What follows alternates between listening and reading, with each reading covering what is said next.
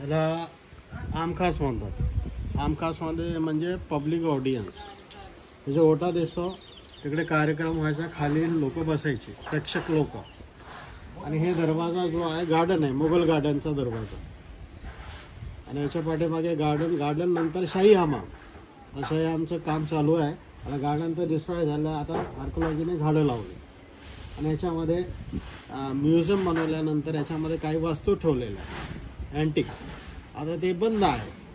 आणि 1988मध्ये आणि 2005मध्ये जे उत्खनन झालं किल्ल्यामध्ये, ज्या मूर्त्या सापडलेल्या त्या इकडे ठेवलेल्या आहेत. काही तोफा ह्या, काही मूर्त्या हिंदू देवदेवताच्या आहेत आणि काही मूर्त्या ह्या जैन तीर्थंकराच्या. आणि इकडची जी तोफ आहे ती डच ईस्ट इंडिया कंपनीची. आणि इकडची ही औरंगजेबच्या काळात. असं एक चक्कर मारून या तुम्ही.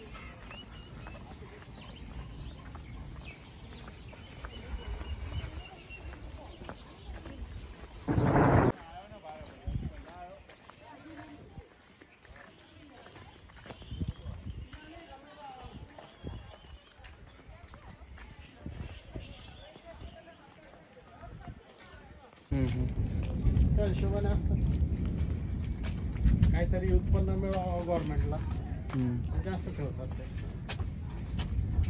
काय काळकोट म्हणजे मृत्यूचा दरवाजा.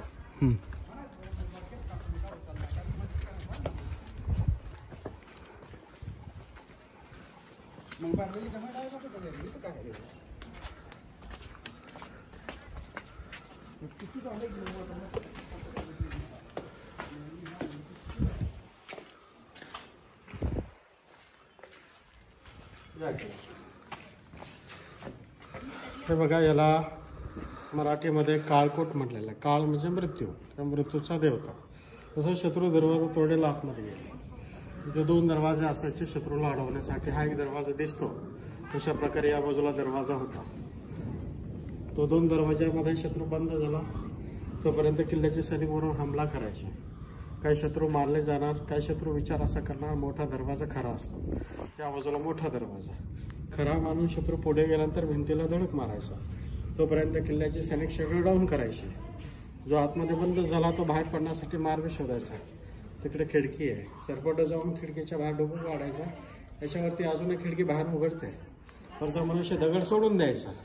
ज्यानं डोकं बाहेर काढलं त्याच्या डोक्यावर दगड पडायचा, म्हणजे शत्रू मारला जायचा.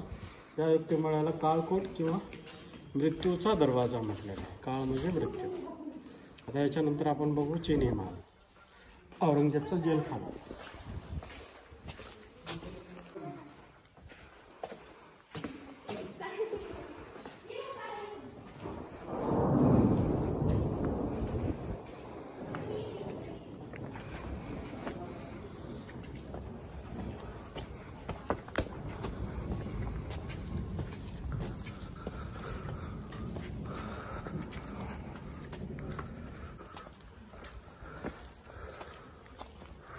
पायऱ्या किती आहेत? एकूण 750 पायऱ्या आहे.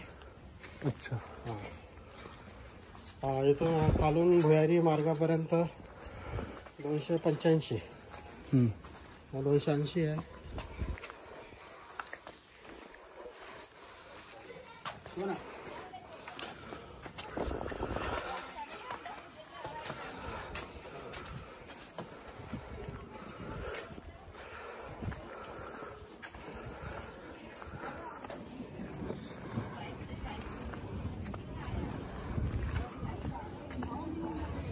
सांगायचं त्याची माहिती. ते मालावरती निळ्या फरशा दिसतात, ह्या चिनी मातीच्या आहे. याला चिनी माल असं नाव पडलं. याला बांधलं होतं शहाजहानने, परंतु त्याचा मुलगा औरंगजेब त्याने कैदखाना जेल बनवलं. गोलकोंडा किल्ला हैदराबादमध्ये. औरंगजेबने तिथे ताबा मिळवला. त्याचा शेवटचा राजा अबुल हसन तानेशाह त्यांच्या हाती लागला. त्या राजाला तिथून इथे आणलं, कैदेत ठेवलं 12 वर्ष. कैदेत असताना त्याचा इथेच मृत्यू झाला. दुसरा राजा बिजापूर कर्नाटकाचा सिकंदर शाह, त्याला तिथे पकडलं, तिथून इथे आणलं, 4 वर्ष कैदेत ठेवलं. 4 वर्षानंतर सोडून दिलं. आधी महाल नंतर जेल. आता पडझड झाली, छत पावसा पाण्यामुळे पडलेलं आहे. आतमध्ये बघण्यासारखं काय नाही आहे, हे कोसळत आहे म्हणून भारत सरकारने बंद करून ठेवलेलं आहे लोकांना बघण्यासाठी. आता किल्ल्यातली सर्वात मोठी तोफ आहे मेंढा तोफ, ते आपण पुढे बघूया.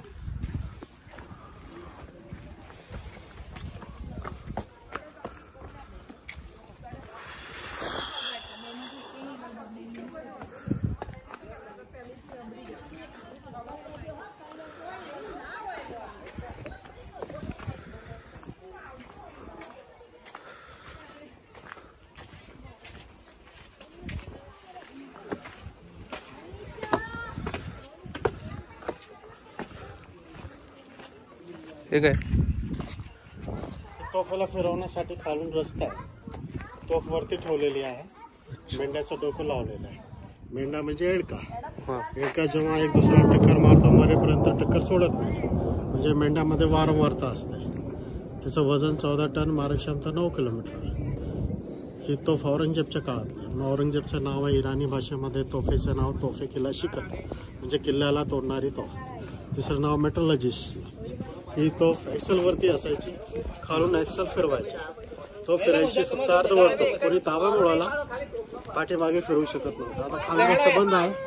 तोफ एक्सेल पासून वेगळी आहे. किल्ल्यातली सर्वात मोठी, दिसण्यामध्ये सुंदर तोफ आहे. बघून या फोटो.